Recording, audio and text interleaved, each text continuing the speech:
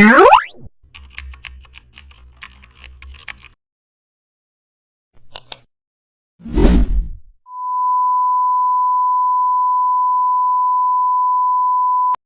back to the channel, and don't forget to like, share and subscribe for more updates. Today we are diving into an exciting tutorial how to turn a day photo into a night scene in Photoshop. Start with a anytime photo, then lower the experience using curves, shift color tones toward blue using our color balance, then replace the bright sky with a dark starry night background.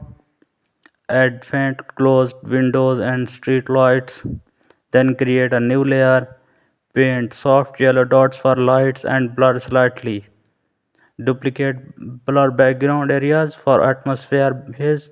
Use gradient map for color harmony. Finish by adding a cool vignette and sharpen the subject. The transformation feels magical, like your photo